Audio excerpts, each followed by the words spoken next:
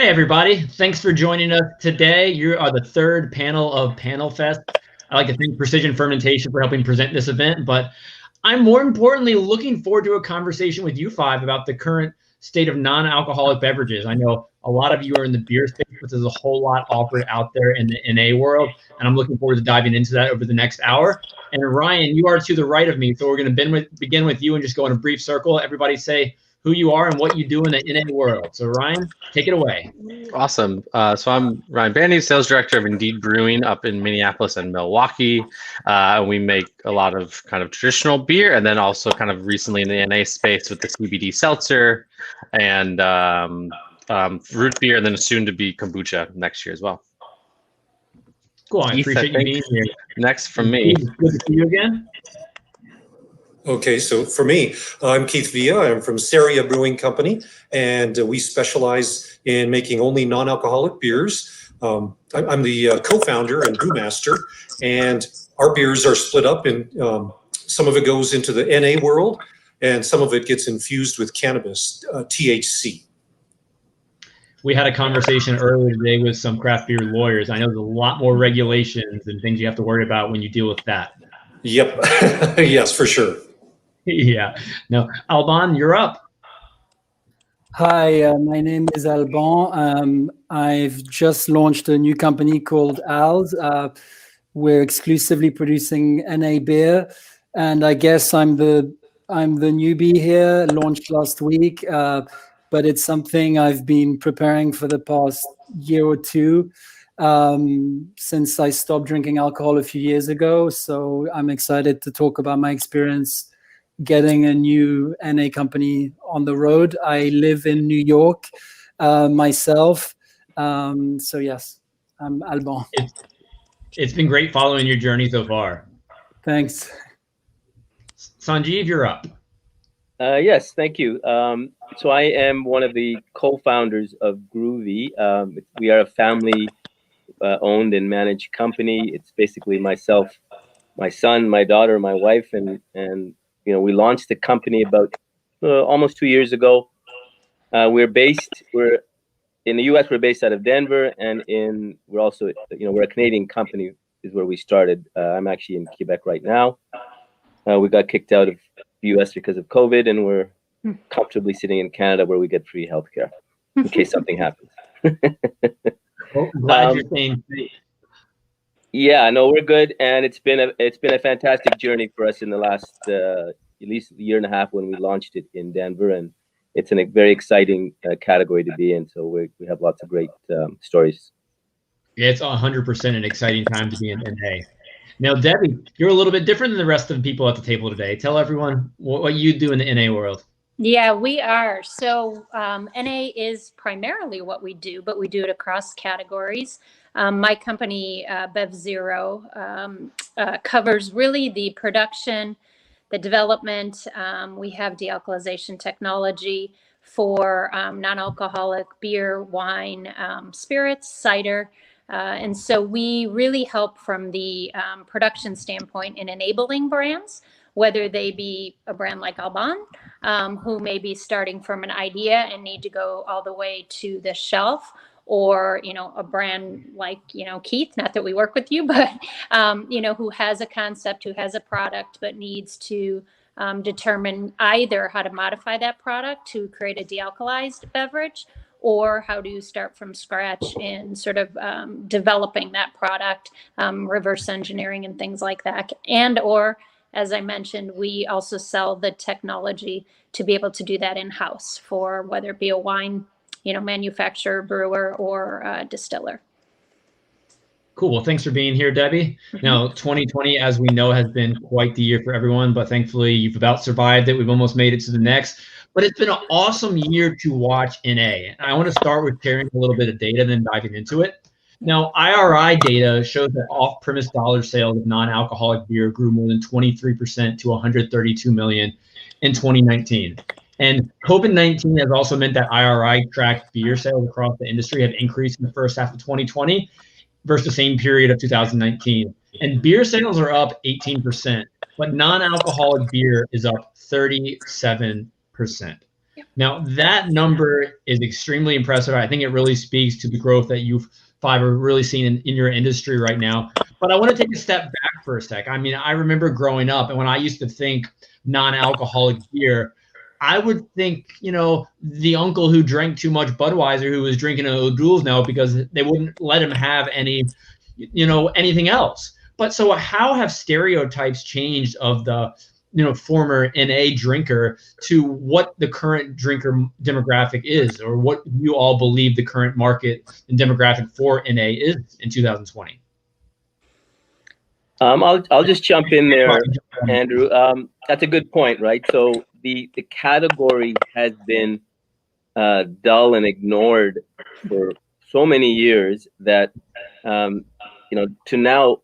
So we have specifically tried to inject some fun into the category. So our branding, our packaging, everything is very youthful. It's bright. It's aggressive. So exactly, we don't want the uncle hiding his O'Doul's under the table as almost as a penalty for whatever issues he might have with alcohol. We want people to be proud to drink NA. And I think there's a much younger demographic, and certainly our branding and packaging is designed towards the sort of the millennial and even younger. And they are the people that's really driving this sober curious or sober movement, because they are a little bit more, they're more mindful of what they're putting in their bodies, certainly when compared to where we were at their age. And so you have to cater to that group of people, and the way they shop, the way they what kind of packaging they like, what kind of branding they like, how they like to connect with their brands, all of those things. So we, as an industry, we need to be able to, we cover many possible customers in NA, but I think the driving force in terms of the sober curious movement is certainly younger people. So I think we need to cater to that. Yeah, if I can, I would completely agree with you. We are one of our founding companies has been in multiple countries for quite some time, and we've seen this growth in Europe, over the past 10 years, and really are only now starting to see it in North America to the degree that we're all here sitting and talking about. But as we look at that, I would agree that I think the drivers are certainly the younger generation. I think it was UBS Evidence Lab did a study, and they showed that when you rank by ages, it's really that 18 to 34 grouping that is saying with a very high percentage, are you interested in reducing your alcohol? And if so, would you drink non-alcoholic? And the 18 to 34 at a 67 to 70% are saying yes. And as you go, into that next generation, 35 to 54, it drops to 50% and then to 30%. So absolutely, the older they get, I think the less interested, at least in the initial stages. But I do see in what we've seen in Europe that will change. And it does become more of an encompassing opportunity for all ages. So I would wholeheartedly agree with Sanjeev. Yeah. Yeah, and I'd agree too. But I think what you said about stereotypes, we've come from the old days where drunk uncle was there and people thought it was funny. But when you look at it, that really wasn't funny. In fact, it was dangerous. It was embarrassing. And now you have today's millennials, young people who are driving the trend. But I think it goes beyond that. I think the fact that we have even better products today, because back in the day, when you had O'Doul's and just a couple other limited choices, the issue was taste. And the bigger brewers made non-alcoholic beer mainly as a corporate responsibility play, not a product that was there that tasted delicious, that people wanted to drink. And so I think the advent of Bill Schufelt at Athletic, Jeff Stevens at Wellbeing, those beers are the ones who really started pushing this and offering something that tasted good. Yeah. And now, you've got Gruvi, you've got us, and then you've got Alban, who's jumping in there too to offer delicious products for people to enjoy, because it's a lifestyle that demands great tasting products. Mm-hmm. Yeah, I think, I mean, to be honest, that's one of the main reasons I've jumped into the space, because it started as a very personal journey for me. To be transparent, I decided to stop drinking alcohol just simply because I didn't feel like it agreed with me anymore. I used to have fun with alcohol, and it came to a point where I didn't have as much fun. It just made me kind of more tired, anxious, and other things. But so when I stopped, I was amazed. I think it's really changing. It's so exciting, but too many bars still carry that old bottle of O'Doul's at the back of the fridge, and that's when I grew up. That's what NA beer has been, and for me, one of the main reasons of joining the space was to really bring an uplifting, positive message to a brand and really make it into a really positive journey. Like, you're not missing out on anything. Actually, it's a really positive choice you're making. And yes, I think obviously the technology, amazing brewers jumping into it, and hopefully marketing can help as well. But it's changing. But I grew up in Europe. NA beer was, I don't know if, decaf coffee, kind of, not something you'd ever pay attention to. I see like a lot of, as far as, I think partly why, so we're moving into the space with a kind of a brand that already has a beer background. I think it's interesting for us that the dichotomy is always the thing that feels really weird to me. So the whole, like, especially as a millennial that everyone talks about as an age group, like, we don't just drink one thing. And all the data shows, right? Like, we're drinking everything. We're drinking wine, we're drinking spirits, we're drinking seltzers, we're drinking beers. And we'd also like to drink good NA products. And it's not like an either or. Not like, that's not the only way that this kind of industry exists. It's kind of like both. It's kind of like, I want to drink, like, whatever I'm drinking, whatever beverage I'm kind of consuming, or even products I'm buying, I want them all to taste good and be made with like a brand that matters, and to taste like to have a reason for existing. And I think the NA space is always back that, like we're talking about, but it's not only for, the only reason that you drink it is not just because you'll never drink, like, you're sober, like clean sober. I think that's one of the reasons, but I think a lot of times it's like, I want to not have a beer right now. It's this time of day, or who I'm with, or I just don't want it. And I think that's we started seeing, like, when people were asking for something in our chapter, and all we had was like, shit, like Coke or apple juice, or I don't even, like, this is not, like, that's not at all. Like, we need to be able to offer people that don't want beer something awesome to drink that, like, we've made and we care about, as a craft brewery. No, Ryan, I really appreciate your outlook on that, because you nailed it. You don't have to just drink NA. You don't have to just drink regular beer. You can, put both into your diet, and that's somewhat what I do. I had a child a year and a half ago, and I realized I couldn't drink 4, 5, 6 beers a night anymore. But at the same time, I wanted a really tasty beverage that I could enjoy. And so I've been drinking a lot of NA the past few years, and I've really dove into the market. And Keith, I know you mentioned the term lifestyle. I think that's an interesting term to describe, people who are making the choice to drink NA, because I don't think there's that set lifestyle of people. And you also talked about athletic, and a lot of their marketing, they're targeting that person who has a very active, sporty-like lifestyle. But I don't think that's necessarily everyone who's drinking NA. So Keith, I would love to hear your thoughts on, what is that lifestyle? Well, I think there are a lot of people who are choosing to have days, weekends without alcohol, because they find that it may not play a part in that particular evening or that particular event with friends. And then there are other people who replace alcohol with cannabis, and they use cannabis for social interaction, and yet they are searching for a great tasting non-alcoholic product. So, but it's a whole different type of thinking and a whole different type of lifestyle.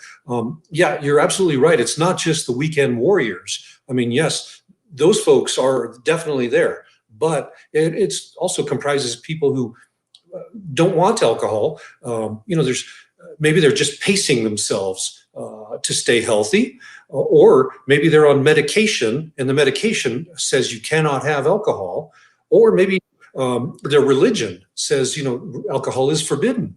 Or in the case of women, they might be pregnant. And so there are any number of reasons where people choose not to drink alcohol. And of course, I think the primary one most of us think of is people who have a problem with alcohol, alcoholics. But you know, it really comprises everybody. And I think when you think about it, alcohol in moderation used to be considered healthy. The literature said it was healthy. However, there's some new literature saying it maybe is not as healthy as we once thought. So I think to give yourself a break from alcohol is a good thing. And it certainly isn't a bad thing. And with the advent of such delicious new products now that don't contain alcohol, I think it's the perfect time to at least experiment with some of these beers and see if you know, if this is the lifestyle that some people can take up. And then everyone else on the panel tonight, Ryan, you want to go?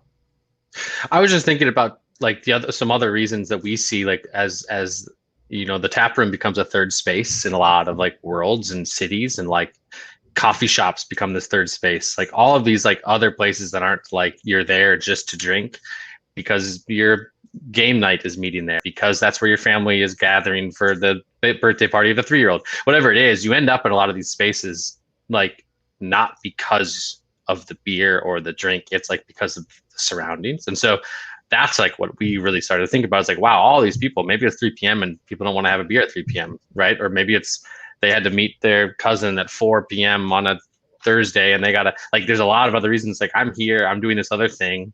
I would like to partake in like the setting of people, but I don't want to have to drink an alcoholic beverage. And like, because you find yourself in these spaces a lot more now, I feel like there's more of a reason and more of a desire for people to, what do you have that's not alcoholic? And then if you just say Coke, like, what's the next thing? And a lot of people are really interested in like, what can you do with these flavors? How can you make them different? What's what are the processes of making them? I think it's just a new space for that. Yeah, no, that's a great point, Ryan. I think you know, you will have people drink to occasions, like whatever the occasion is, they will pick up a beverage. So obviously, you know, we don't have a culture of having alcohol at lunch, but sure, you know, a nice IPA without the alcohol with my burger or my pizza or whatever I'm having for lunch, it just tastes good. And I think a lot of people just like the act of drinking a beer. There's a certain social aspect to it, but most often there's many times that you don't want the alcohol. You just don't want to deal with whatever the effects of alcohol are. And as Keith pointed out, and Ryan, there's more and more evidence coming out, which that, you know, alcohol is a fairly toxic substance, and your body really is trying to get rid of it as soon as you ingest it. So give people good options, and the technology is advancing so quickly that the flavor profiles that we're getting and the styles that we're making, you know, the traditional, where basically you were just getting, you know, some sort of a lager or pilsner in the NA category, but now you're getting so many interesting styles of various IPAs, stouts, and porters, and sours, and all kinds of interesting. Not unlike where the whole craft beer industry itself was back 20 or 25 years ago. It's sort of where the NA industry is starting off, especially in the craft area that we're working in, right?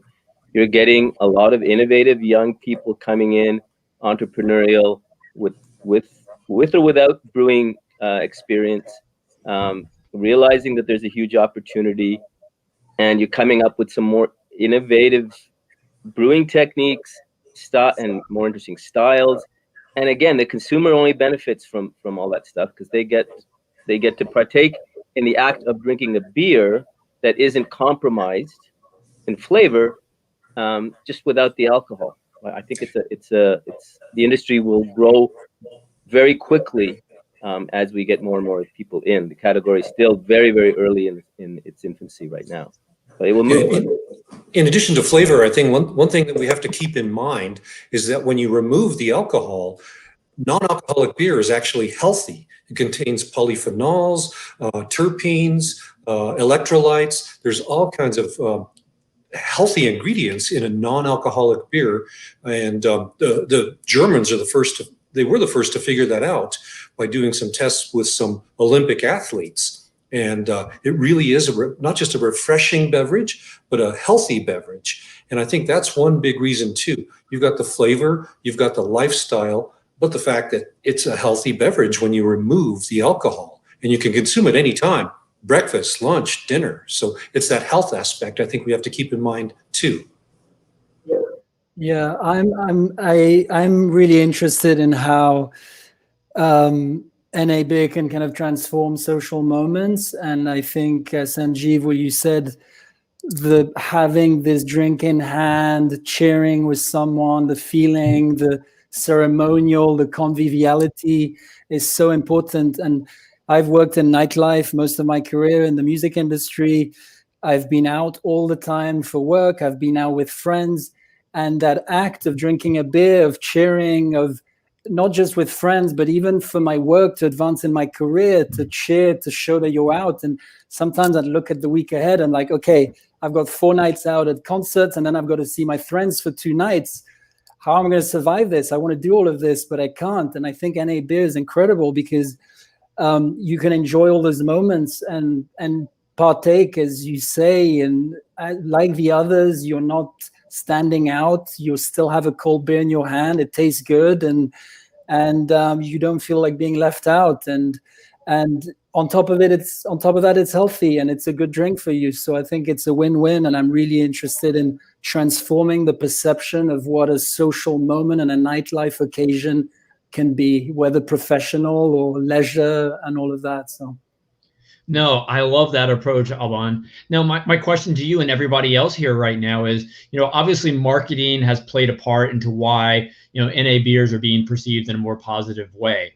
What are some examples you've seen or some examples that you plan to include that help get a more positive message about NA that's not that stereotype we saw, with the uncle drinking O'Doul's? What are some changes and ideas and just methods you've seen successful in NA marketing?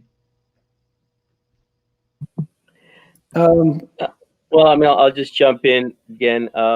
Obviously, we have the advantage of having, the huge social media network that's at our finger pulse to connect with our consumers much easier than 15 or 20 years ago, where we can get feedback very quickly from our followers and our Insta followers or whoever, just to say, hey, what do you guys want? Hey, we're thinking of coming out with this, or this. Get some very quick feedback, and if you put a product out there that they don't like, they will tell you very quickly. So social media has certainly advanced our ability to take a brand and or even a category and move it very quickly into the forefront.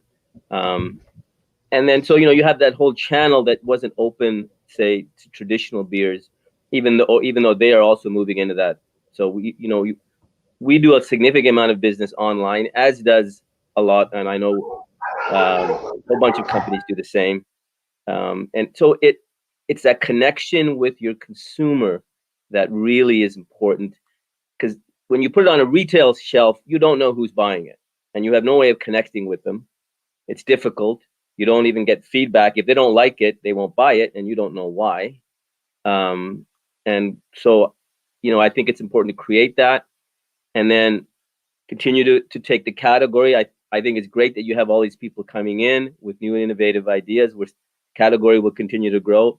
And the big guys have the big budgets, so the Heinekens and the AB InBevs or Coors will bring out their versions. They have the money to take that category up a few notches, and that will just benefit all of us sort of smaller players in the industry. So I think it's great. That's so interesting that you said that the actions of the big guys are actually going to benefit the small guys, because that's not something you typically often hear sentiment from the craft beer space typically. No, I think you're right. I think Sanjeev had a great point with that, because I was going to say that, your original question was marketing. And to me, I think Heineken did an excellent job with their 0.0. I still remember the commercial. Maybe all of us remember seeing it, of the police officer that walks up to the car and, he's writing the guy a ticket. because he's drinking a Heineken, and the guy points at his bottle and says it's 00. And the cop points at the sign that says no parking. and I mean, it's just some fantastic pieces of marketing that they've done, which to me, in my experience, I've been a brewmaster for more than 30 years.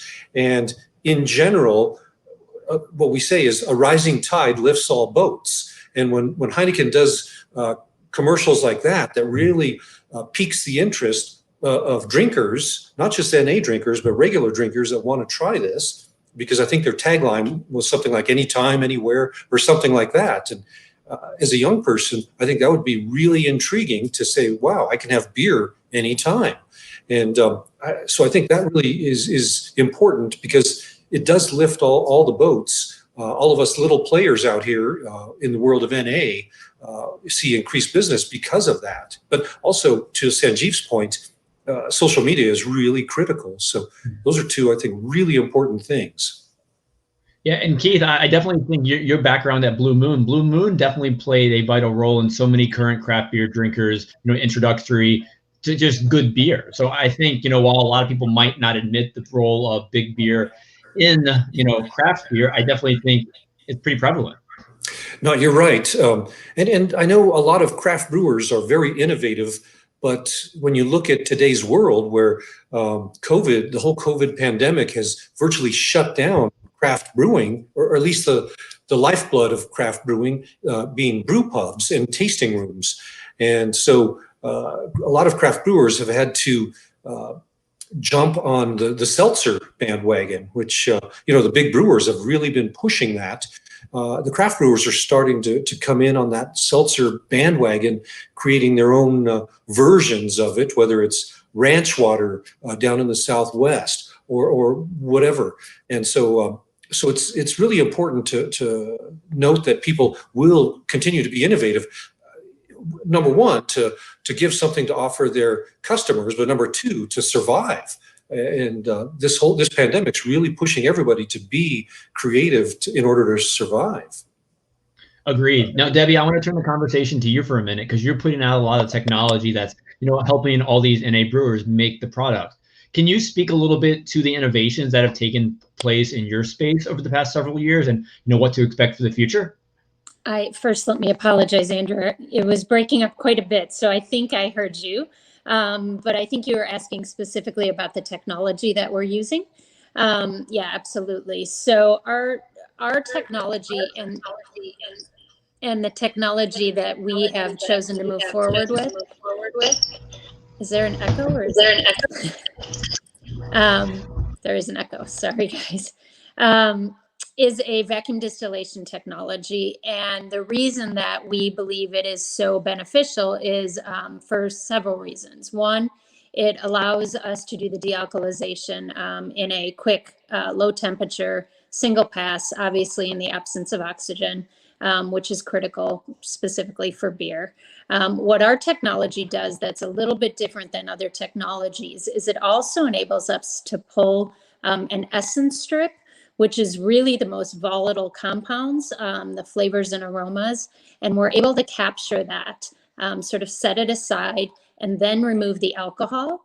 And we use that essence strip to actually add back to the original product in order to give it, much of its original characteristics back, which are so important, specifically in craft beers.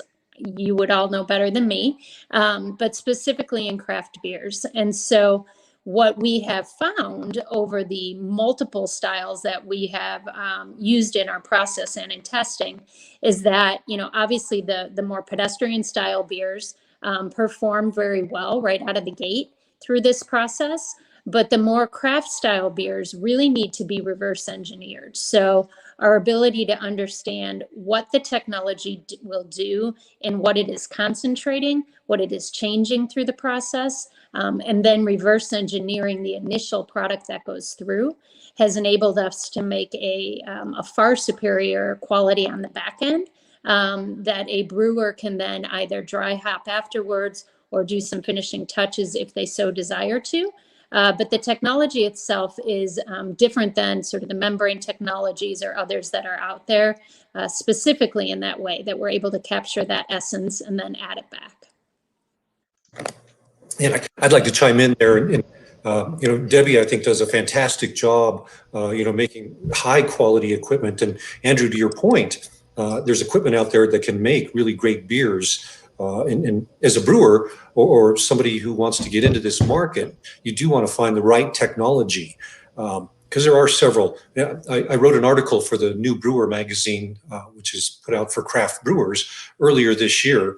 And I outlined the different ways that brewers can make non-alcoholic beers. But the one thing we all have to keep in mind is that when you remove the alcohol, it makes the beer susceptible to the growth of bacteria and yeast. But in particular, pathogenic bacteria can grow, which can make people sick or worse. And one thing we have to all be cognizant of is making sure that our customers are safe. And that's why whenever I hear any new entries coming in to the category, I always make sure to ask if they are pasteurizing or preserving it in some way to keep the customers safe. Because the last thing we need in this industry is for someone to get sick or even die. That is uncalled for. We just can't have that. And our customers really are the most important item in this chain of non-alcoholic beers. We have to protect them. And that's why pasteurization or some other type of stabilization to protect our customers is really critical for anybody getting into this industry. No, I couldn't agree more to that. No, for everyone else at the table, Ryan, Sanjeev, and Alban, are there any technologies you're thankful for that have made your dive into NA that much more possible? Yeah, no, absolutely. The technologies are evolving so quickly. In fact, we make 6 different beers right now, and we use 3 different technologies. So we do some element of de-alkalization in a couple of our beers. We do some element of arrested or controlled fermentation in 2 of our beers. And in the other 2, we are using different yeast profiles to again control the amount of alcohol that is produced as the yeast consumes the sugars in the wort. So and we haven't committed to any one technology. We're very excited to see what will happen, and I think you'll have brewers that will dip their toe in various technologies and see what works for them and what they like to work with. But in the end, it's about producing, high quality beer. And, back to Keith's point, the food safety, I think, issue is critical. I think we as an industry have to make sure that we, in addition to brewing the beer, we have to make sure we have the pasteurization lines in place to protect the quality, the food safety issues with beer, because it doesn't take much these days with social media to suddenly bring the whole thing down very quickly, and suddenly you have this huge issue that, hey, NA beer is unsafe because somebody's gotten violently ill because of the bacteria and pathogens that are possible in NA beer, because of without the alcohol. So my concern is you have all these people coming in possibly that may not have that, because it's a fair investment in equipment to put pasteurization lines in at the back end of your brewing equipment. So, we want to make sure that people aren't taking shortcuts, putting out products that are not that haven't passed the food safety concerns. Beer isn't, and Keith can probably answer this better than anybody, it's an active ingredient with all sorts of volatile bacteria in it, and you have to be able to control those. So that's definitely a concern. But the technology is absolutely very exciting. There's some great things happening in the industry, and we're very excited to see what happens with. And quality control is something that's obviously relevant in fully leaded craft beer as well. I've gotten accustomed to, in regular craft beer groups, seeing bottles every now and then or cans that have exploded over time, and that's never a good sign, no matter what the brewery, no matter what the product.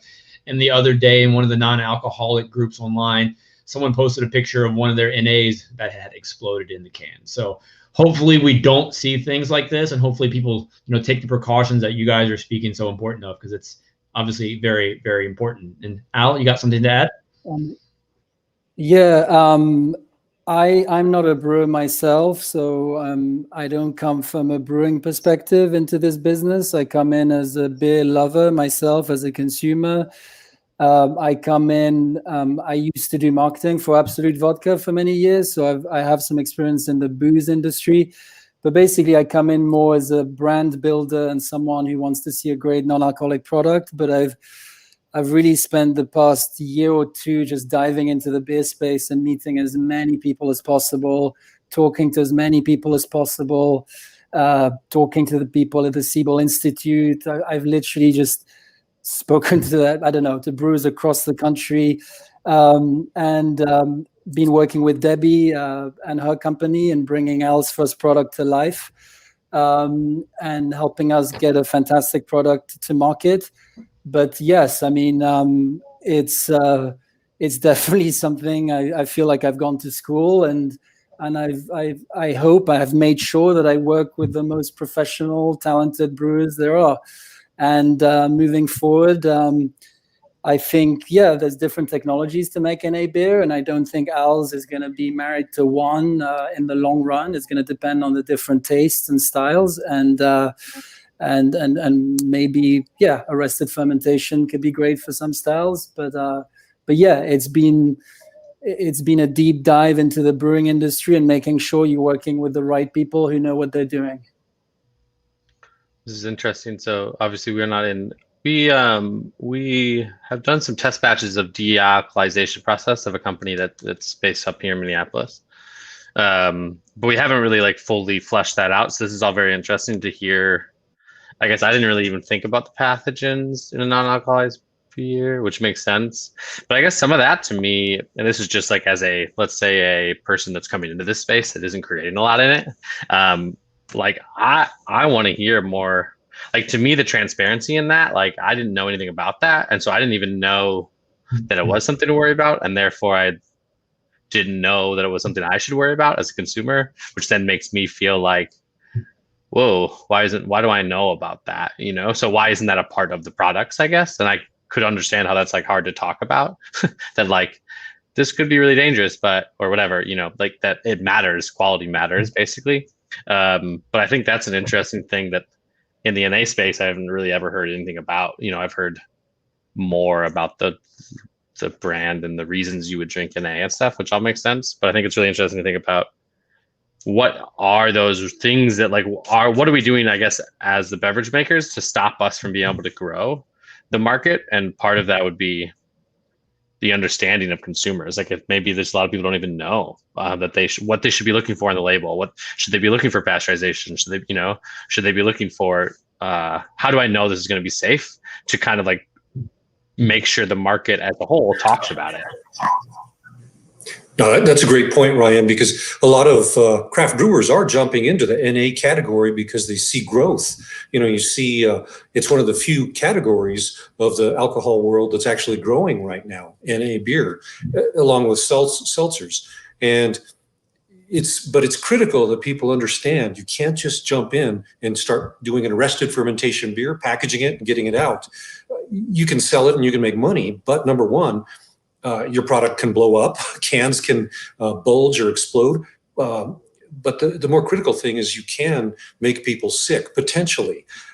Maybe it might not be the first batch, maybe it might not be the second batch, but eventually it will catch up.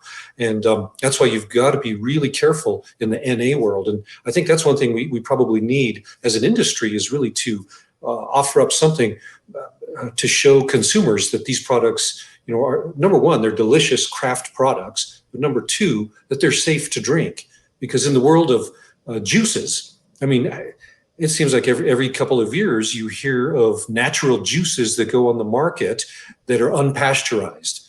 And sooner or later, somebody gets listeria, salmonella, and they get sick. And it's, the intention was good to put a product out that was great tasting and natural, but you always have to have the science behind you to make sure that it's safe for our consumers. Yeah, I think this educational component's really huge.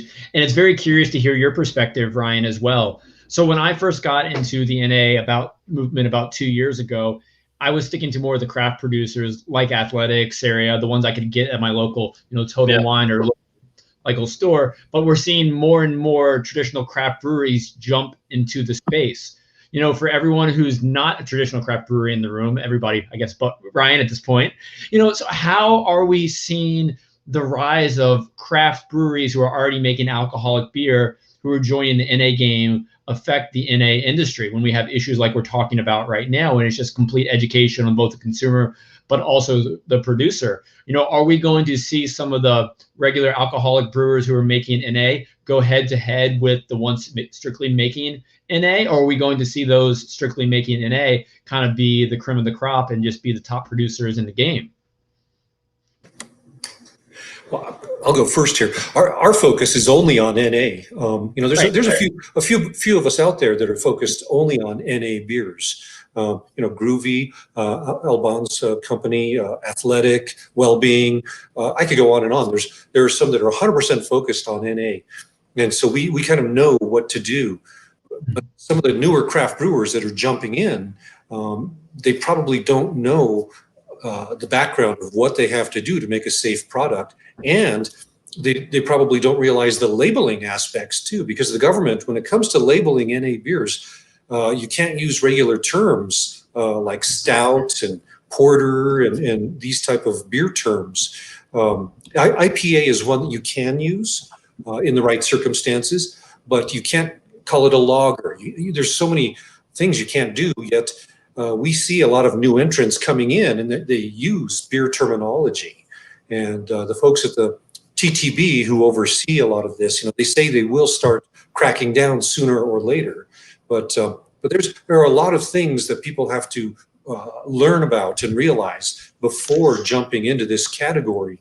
But to me, again, I go back to safety, because our consumers are really number one. That's the number one item, is to keep our customers safe.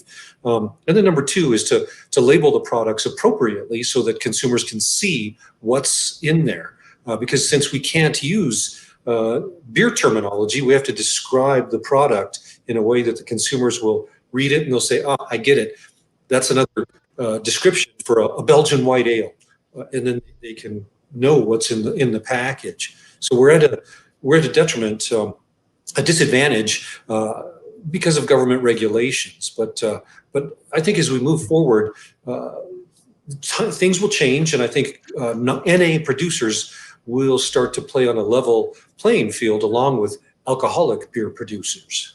And that's that rising tide lifts all ships concept, is like the more that are on the shelf, the more that you see, the more language that you'll start to see used between them, that you'll start understanding, like that once you see it a few different times, the more you see it, the more you'll be able to, as a consumer, understand it quicker, rather than if it's just one thing in 1,000. So the more that you see use labels and talk about NA stuff, the larger that language becomes, that shared language between consumers and producers.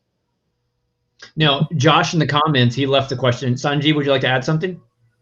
No, just back to both Keith and Ryan's point. I mean, there is, if there is some point in an industry where you need to sort of self-organize and say, okay, here's the rules that we're going to live by as an industry. So make sure that the category continues to grow, and with the top 10, whether it's CERIA and Gruvi and Wellbeing and Al's and Athletic, we agreed, hey, this is how we're going to grow this industry. And here's some of the loose rules that we think are necessary so that we continue to grow it.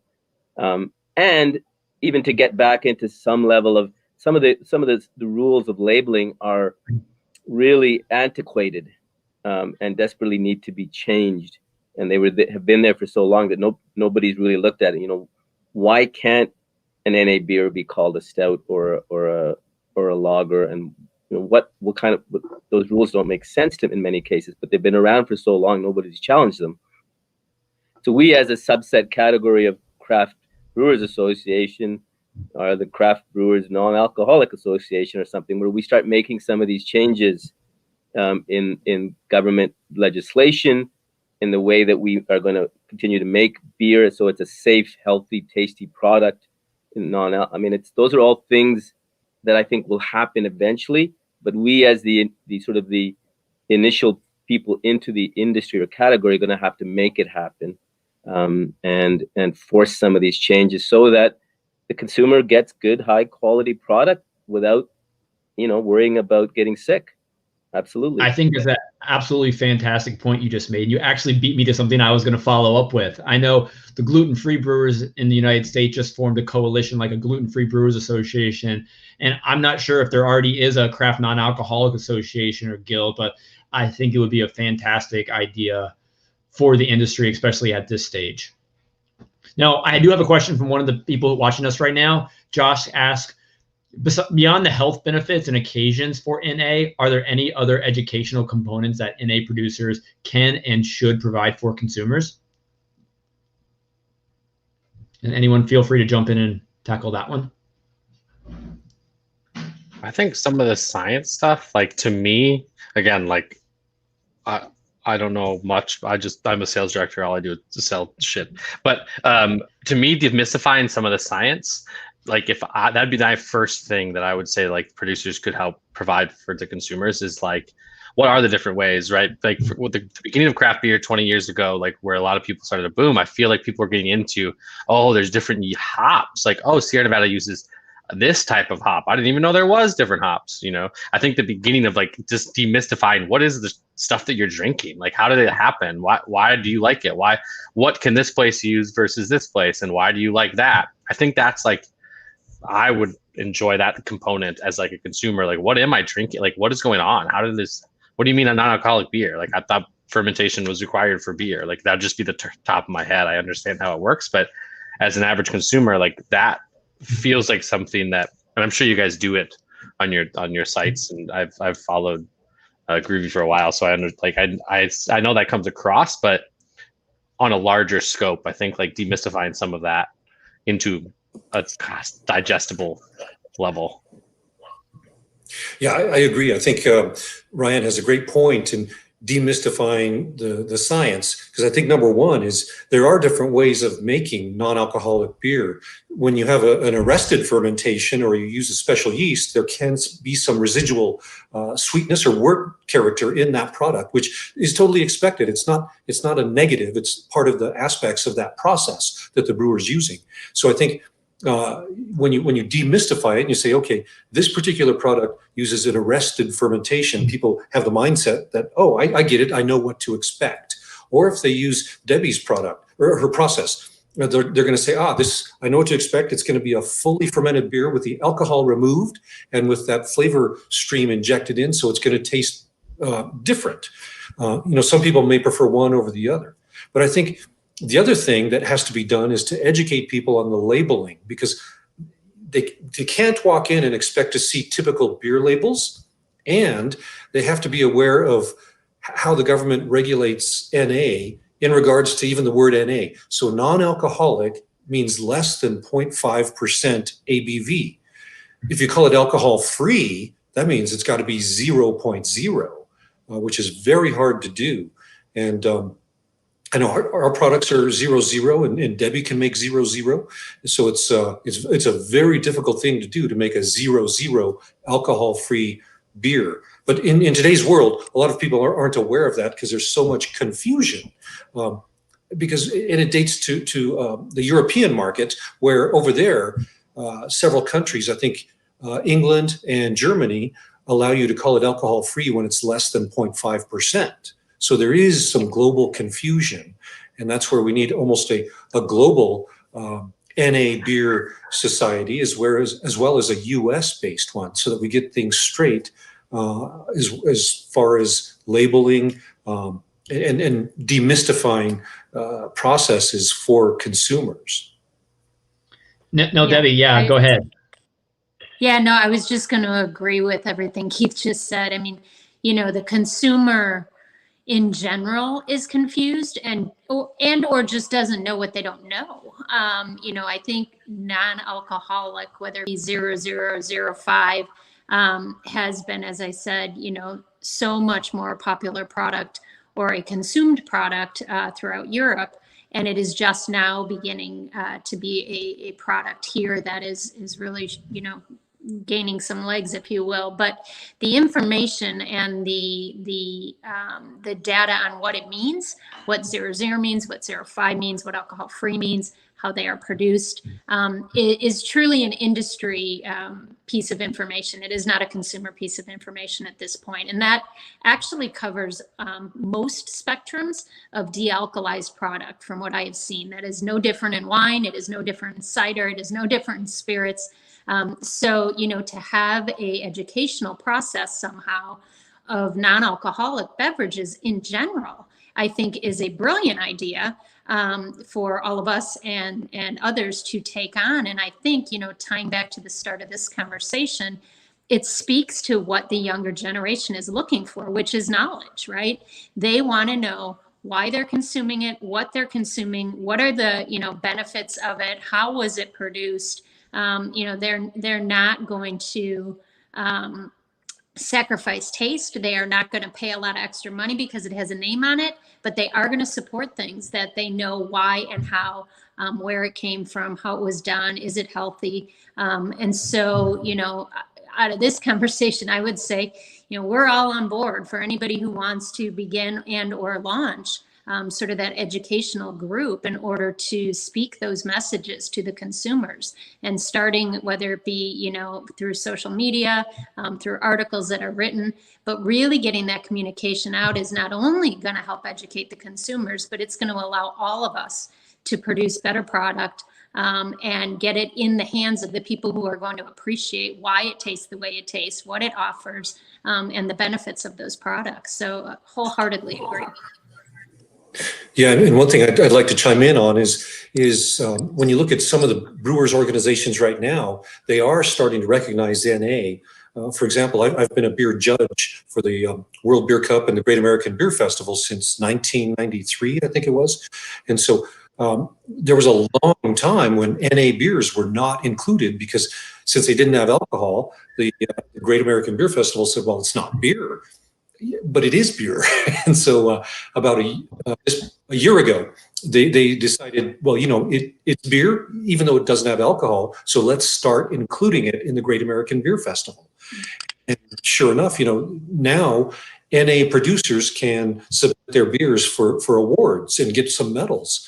But I think even the judging vocabulary is such that it has to be changed because a lot of it says, don't, you know, like as a judge, it'll say don't downgrade it because of the lack of alcohol or something like that. Whereas if you say that, I think it really, I don't know, it's like a Band-Aid approach. I think as beer judges, we have to do a little bit better and say, you know, judge it as a beer, you know, so that it really makes the brewers, it raises the bar so they can make better and better beers to compete with alcoholic beers. And at the same time, it gives the consumers a great way to move in between the alcoholic world and the non-alcoholic world and pace themselves with great tasting products if they so choose. No, Keith and Debbie, fantastic points there. And Debbie, your emphasis on education is absolutely what's needed. I mean, education is important in the taproom experience as is, but even more important when you're describing a new product and a new process. I remember a brewery I went to over the past decade, you know, the owner's daughter had drew pictures with crayons illustrating the brewing process. And it was the most simple drawing of how beer is made, but it was so easy to understand. So you really do have to step it back to the basics. And it was awesome. And it's something I will never forget because it took it the way a child sees things. And if a child can understand it, anybody can understand it. So that was fantastic to see. And Keith, I'd like to touch on what you just said because it brings to a point I wanted to bring up anyways. In the world of just alcoholic beer right now, there's really blurred lines of what actually is a beer. I mean, you order a fruited sour that drinks more like a tart smoothie than an actual beer. So what happens when you take that fruited sour that's 5% alcohol, take the alcohol away, and now it's an NA beer that just tastes like a sour smoothie? Is that NA beer, or what should the definition of NA beer be? Yeah, I think it's got to be called beer.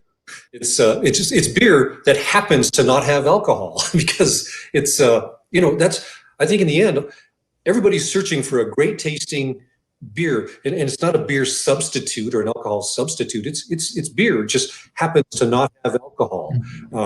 Similar to an IPA is a beer that happens to have a lot of hops, and so it's beer that happens to not have alcohol, and it should taste like a regular beer, because just like a wine, if you're making a non-alcoholic wine, it should taste close to wine, so that a drinker can really enjoy that aspect, whether it's the mouth-warming effect or whatever, just because it really is part of the essence of drinking in our culture. Whether you're drinking non-alcoholic products or alcoholic products, our culture, our Western civilization has really grown up around drinking. You know, you have something in your hand, you toast.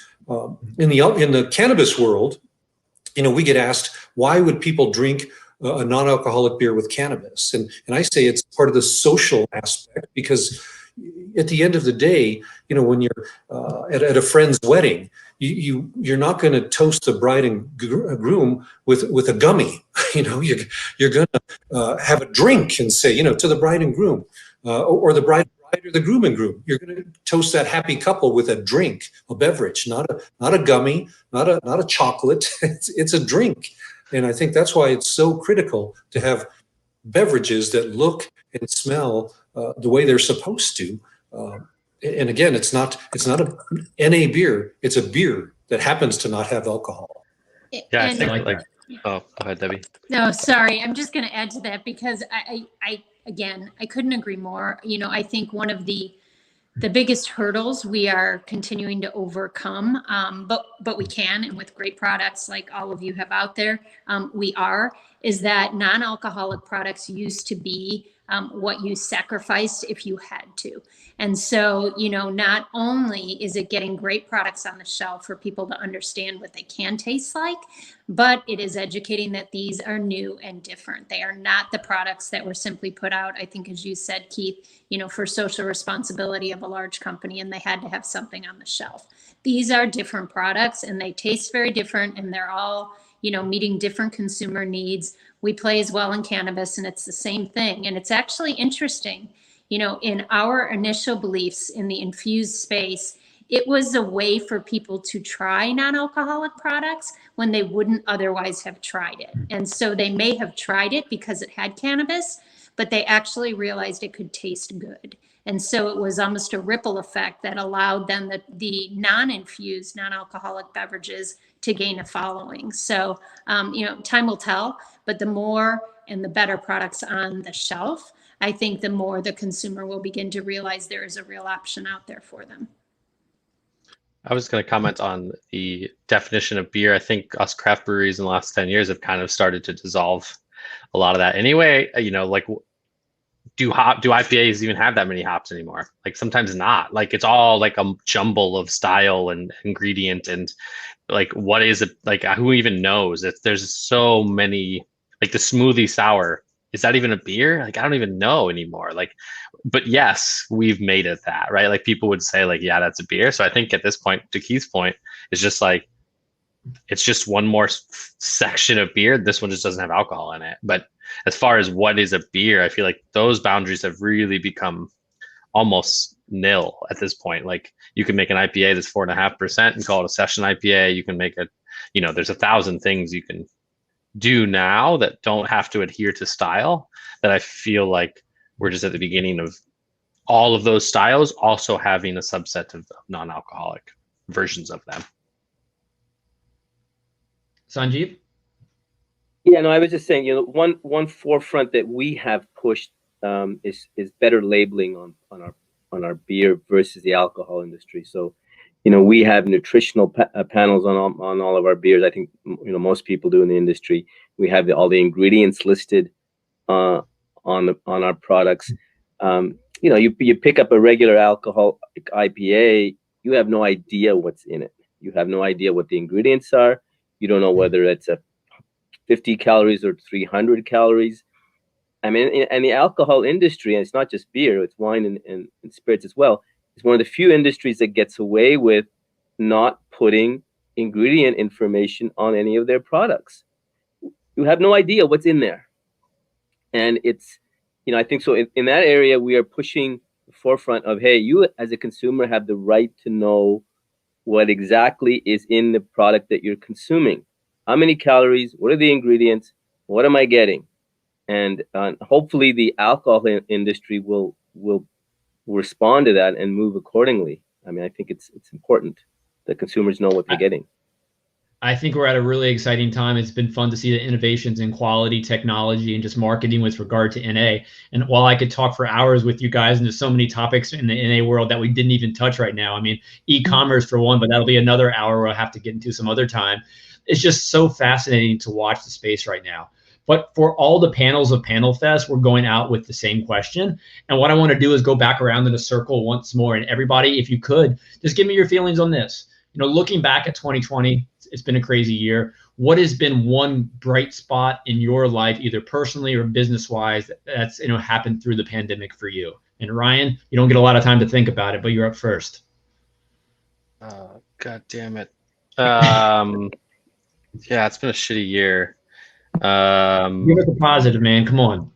Yeah, no. Oh, yeah. So I think for us as a company, we have been able to, I mean, LOL is a really good example. Our CBD seltzer that we're kind of pushing to come out next month was kind of like, you pushed us into a corner, and like maybe we had gotten a lot bigger, and you kind of like you weren't as scrappy maybe as you were. And this basically, like, for us and a lot of like the entrepreneurial, like the mindsets of people at the company, like got pushed into a corner, and you kind of had to fight your way out. And I think it was a lot. It didn't feel good. It still doesn't, because that shit's still shut down in Minneapolis. But I think there's a lot of stuff that's going to be coming out of it, like he said, that where it's like innovation sometimes only happens out of necessity, right? Or at least some of the best ones do. So I think for us, it was fun to have to get back into that, like, we got to do something so we don't lose our company like next month. So there's a very different attitude. And I think LOL is a really good example. Our CBD seltzer, just in general, kind of new ways, new processes, new angles, new shelf spaces, new customers that we're thinking about. Just having to rethink our entire industry and our company is going to be a good thing, on the positive side. And I'm excited for the release that you have. You said in a couple of weeks. So yeah, congrats to you guys. Yeah, thanks. I want to hear from you then how it goes. So congratulations. Yeah, I'll get back to you. You've almost made it through the year. Now, Keith, give me a positive from your 2020. Oh, gosh, I've got two. Number one is we went national with CERIA, so we're available throughout the U.S. And number two, we're now on Amazon. So we can, people can order our products on Amazon. And so to me, those are two huge positives for CERIA that we're proud of and we're happy. Other than that, 2020 has been lousy for everywhere. It's just, I'm glad we've got 2021. We've got a new president coming in. We've got all kinds of new hopes coming into the country. So yeah, but from CERIA's perspective, we're national and we're on Amazon. Congrats. It's going to be a better year in 2021 for sure. Definitely looking forward to it.